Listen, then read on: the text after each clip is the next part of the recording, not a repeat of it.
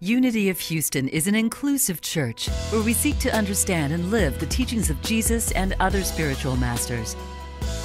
At Unity, we welcome all people from all spiritual paths and every walk of life. We celebrate the diversity of our city and of our world, and we teach love, tolerance, and oneness, seeking to live in harmony with open minds and open hearts.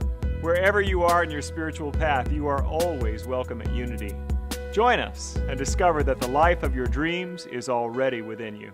Tonight what we're doing is a continuation of our Lenten series that we actually started last week. How many of you were here for our Ash Wednesday service? We called it Into the Wilderness because it was an opportunity for us to go deeper into ourselves and kind of get away from all of the routines and really put ourselves in a place of deeper contemplation and reflection. And we concluded with an anointing rather than ashes. In Unity, we have a different idea about Lent, which I'll tell you about in just a moment. But last week, it was really a preparation and just another way for us to kind of start off this season of just internal reflection. So I encourage you to use whatever tools are in your spiritual growth backpack, which if you're a journaler or you've gotten away from that, this might be the time to just kind of like consider picking it up for the next few weeks until Easter. To have an opportunity to spend some time in quiet. Meditation, if you're not meditating regularly or if you don't have a regular practice, consider starting one for maybe 10 minutes a day. Walking in nature is a beautiful way to just have some contemplation time, something to just let yourself kind of go fallow. You know what that means? Just kind of like no inertia, just like not acting on anything, just really kind of allowing yourself to be. So tonight what we'll be talking about, and this will initiate our talk series for Lent, which Reverend Jean Marie was going to speak on, Into the Healing. So instead, I get to bring my take on that one, and she'll probably take mine somewhere else down the road. We'll figure that out. But what I want you to consider is that what we are looking at in Lent and Unity's take on Lent is this. It is that opportunity to go deeper, and it's also an opportunity for us, you know how in Lenten practice in the traditional Christian church, Lent is a time of sacrifice. It is a time to give something up, for something to take away something that's comfortable or something addictive or something you really love or like. And it's sort of a way for you to like turn a corner, to do something different and remind yourself that you're transforming, that you're willing to go deeper into your relationship with God. And in Unity, how we do that, how we practice that is by the thoughts that we use. So we are moving away from our fasting. We fast off of the things that are disempowering thoughts, those addictive thought patterns, those self-destructive, those messages that just sort of take us in a downward spiral. When we recognize that, I mean, this is a good practice any old time of season, any old time, but in particular, we look at those patterns that we really want to change in our lives. The thing that you know, how many times you go around a tree and you keep coming back to the same thing? You've gotten a rut up to your knees around that tree, but it takes what it takes. And so this might be the opportunity to take a look at that thought, pull your power out of that. We call that fasting from that thought, and replace it with an empowering thought, feasting on the truth, finding an affirmative, truth-filled idea and thought to really replace the one that's self-defeating. And so that's also part of the practice that we'll invite you into for these next few weeks, to consider what is it that you would like to come out around Easter? What would you like to be resurrected into a new life or reborn into the next stage of your spiritual growth? So consider that for yourself. In the 5th chapter of the Gospel of John, now there is in Jerusalem near the sheep gate a pool, which in Aramaic is called Bethesda, and which is surrounded by 5 covered colonnades. Here, a great number of disabled people used to lie, the blind, the lame, the paralyzed. One who was there who had been an invalid for 38 years, and when Jesus saw him lying there and learned that he had been in this condition for a long time, he asked him, "Do you want to get well?" That's kind of in your face, isn't it? I mean, Jesus wasn't politically correct.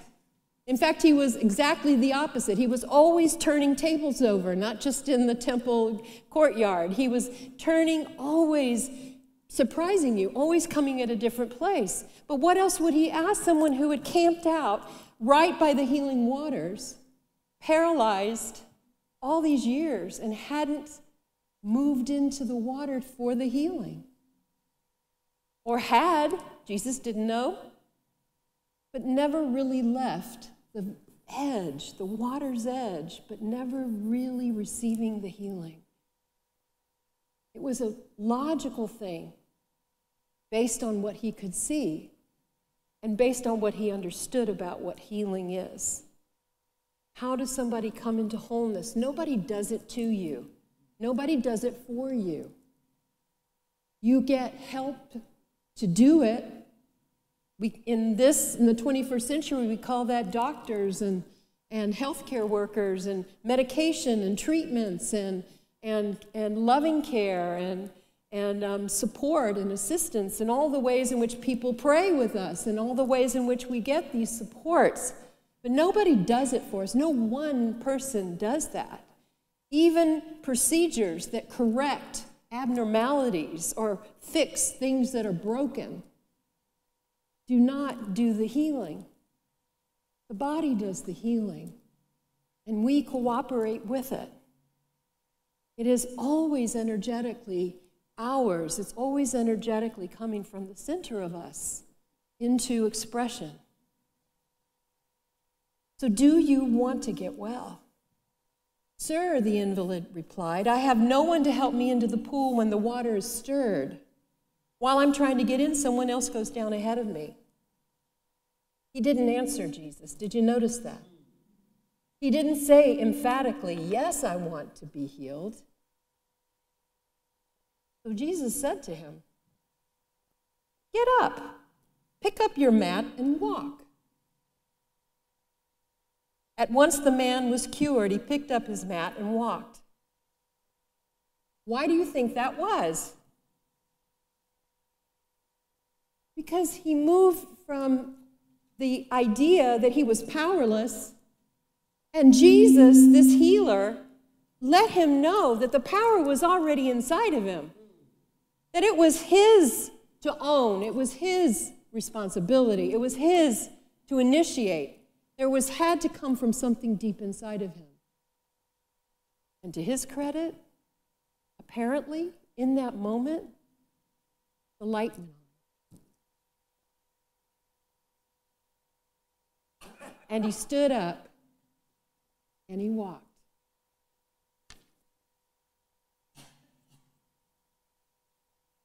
The day on which this took place got Jesus in trouble because it was the Sabbath. And so the Jews said to the man who had been healed, remember, the Jews, everybody who frequented the temple gates, this was just outside of the temple gates, of course, knew this guy, 38 years. Had been seeing him there for years, and now he's walking, and he's got a story to tell. So they say, it's the Sabbath, and the law forbids you to carry your mat. Yes. You know, you can't make this stuff up, you know? The law forbids you to carry your mat. Let's just forget a miracle happened. Let's just forget that I've never seen you stand before in my life. But he replied, the man who made me well said to me, pick up your mat and walk. So once again, this guy is putting it off on somebody else. I mean, can you even believe that? I mean, he's like, well, you know, he's got 38 years behind him. He's got to take some time to get some practice in taking responsibility. But before it was because nobody would put him into the water to heal him. And it wasn't until Jesus called it out of him that he was able to do it. But now that he might get in trouble for carrying his mat, he's going to blame Jesus, even though he doesn't know who the guy was.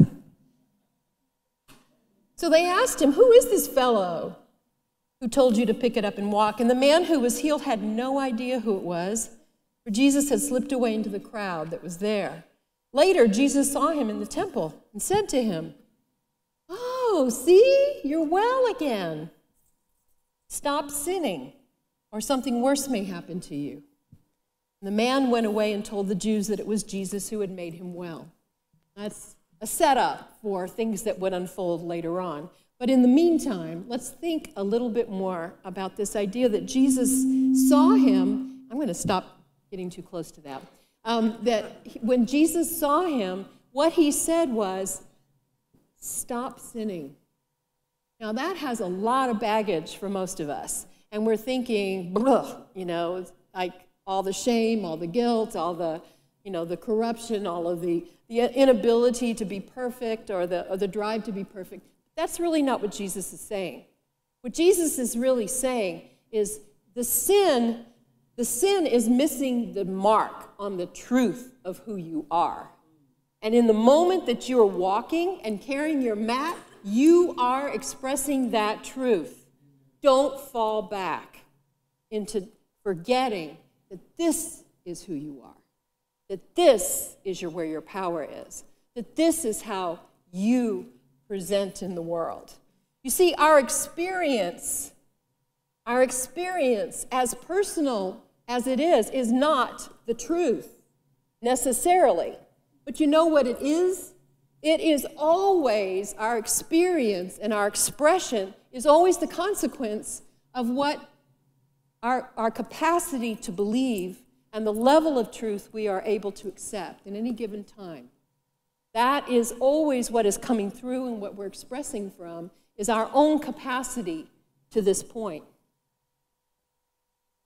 But the experience that we have is not static, and it's not fixed. No matter what others may say, no matter what we believe about that. The capacity to heal is to see something as whole. Wholeness is healing. The root words are the same. Healing is not just getting normal again and going back to the way things were.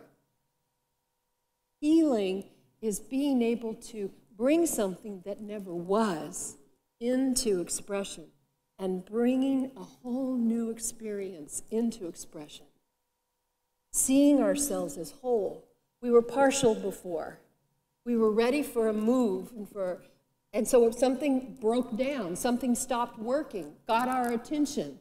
We started to focus in a different way. We started bringing in some other help. We started stopping what we normally do and start doing something else to help bring about a change. When we do that, we then set ourselves up for a healing, for a change, for something more to happen. And whatever is broken down in a real healing gets incorporated, gets transformed.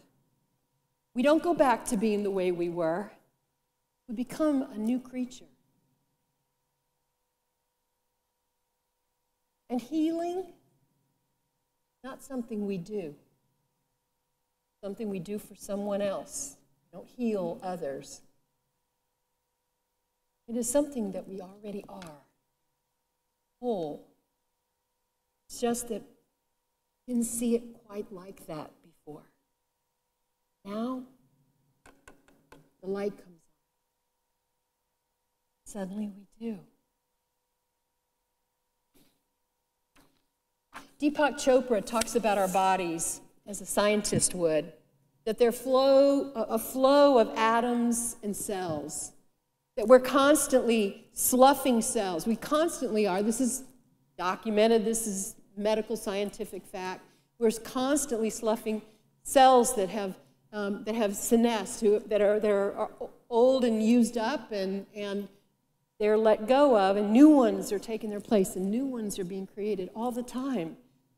We are a river of new life and old life being let go.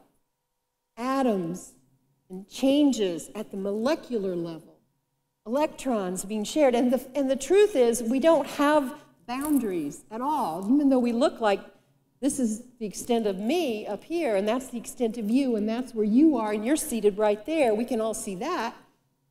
Yet, in some kind of mystical, magical way, we're all sharing an ocean of electrons, atoms, beingness, and of light, possibility, and of hopes, and of dreams, and of love.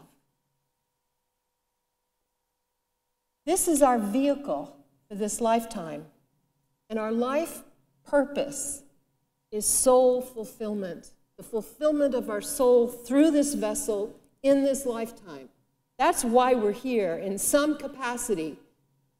I don't know what that definition is for you, what that meaning is, but that is the mechanism. I can assure you that's why you're here. You know, when some tragedy happens, like, why was this baby born crippled? Why was this baby born paralyzed? Had whole life ahead of it, and now it will go through life incapacitated from the start. It feels like such a tragedy, and of course it is for the parents and for the families. It's a dashing of our expectations. It is, we butt up against a brick wall of, this wasn't supposed to be. This is terrible. This is wrong. This is not the way life is supposed to be playing out. But from a higher perspective, when the light goes on, when we're disengaged, when we can see with a different eye, perhaps a baby that is born crippled doesn't need legs to bring his soul into expression in this lifetime.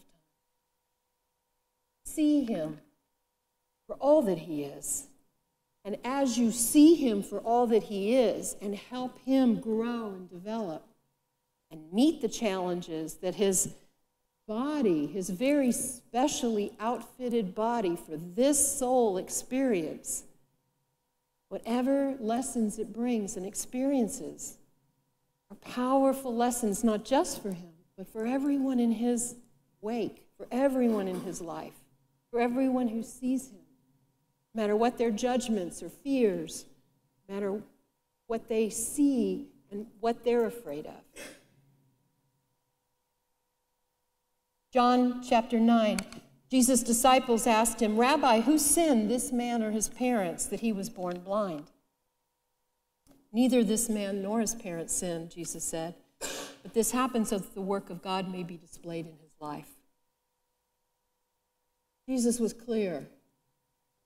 It's not a tragedy not to be healed. It's not a tragedy to have something different, to be differently abled and differently showing up in life. It has its challenges, no question. I'm not meaning to skate over that. But it isn't a tragedy. It is another expression of how life is. It's only our minds that would have it so narrowly defined. Our hearts know better.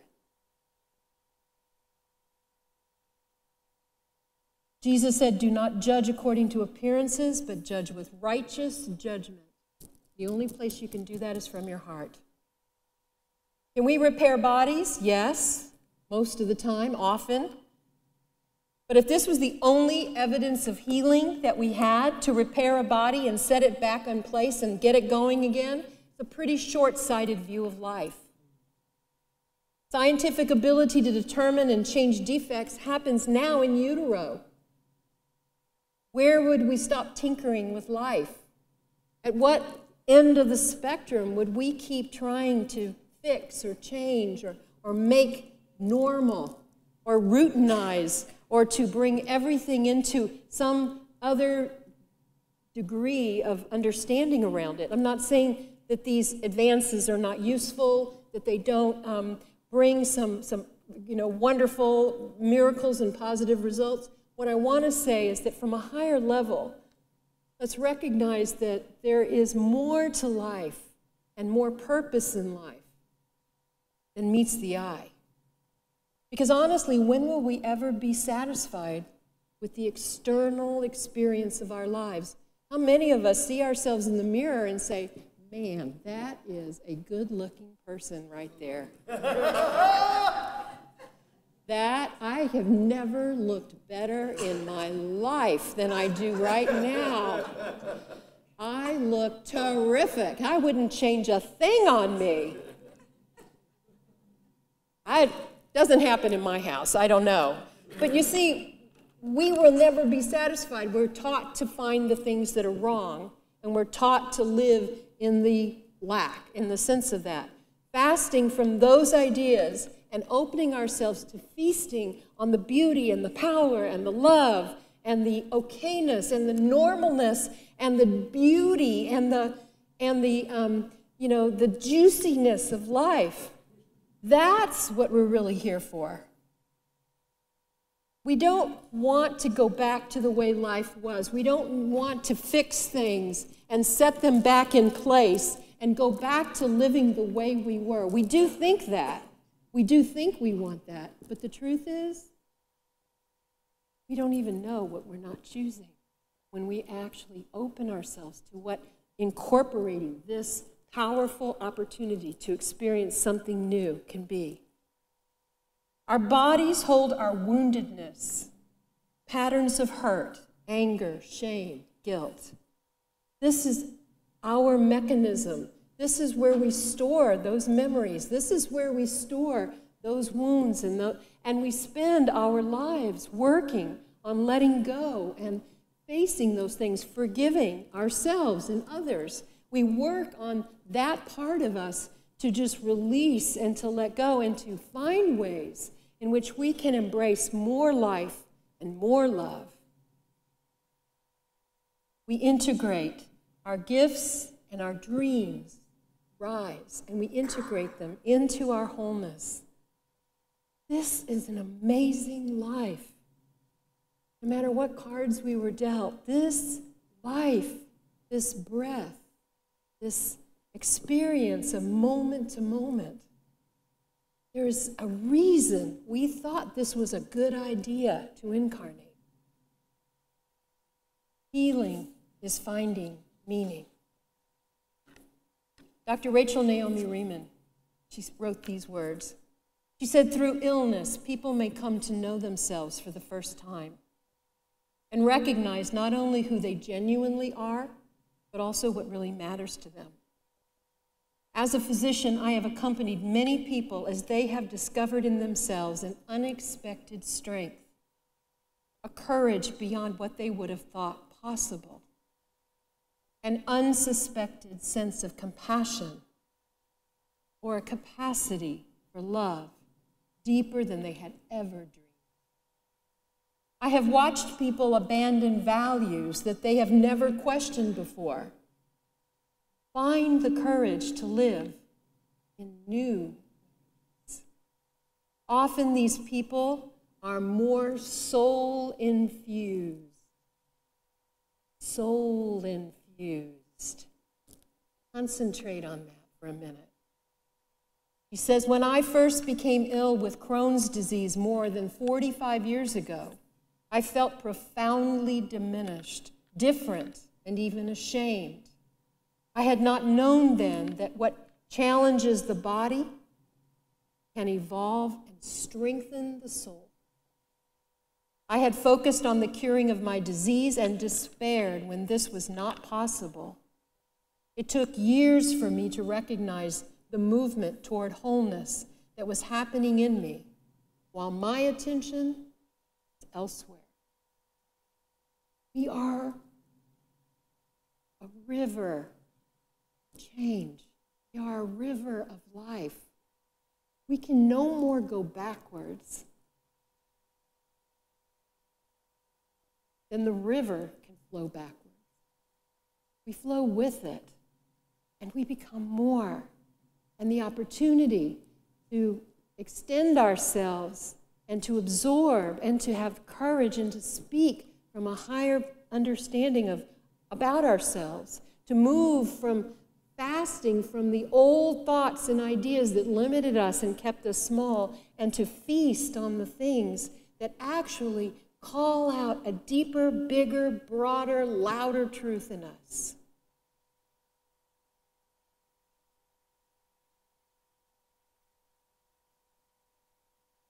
Our bodies hold our woundedness, but our gifts and our dreams heal us. And the healing happens when we integrate them into our wholeness. The Course in Miracles says our bodies are communication tools and a mode of teaching love.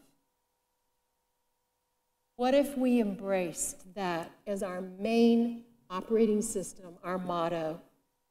This is the tool that I communicate with the world, and my body communicates with me about the world and about my thoughts and about what I'm thinking and about how I'm feeling and about what happened to me and what stories I still carry and what lies I still tell myself and what truths are really still deeply planted in me to be revealed, and how is it that I connect with others.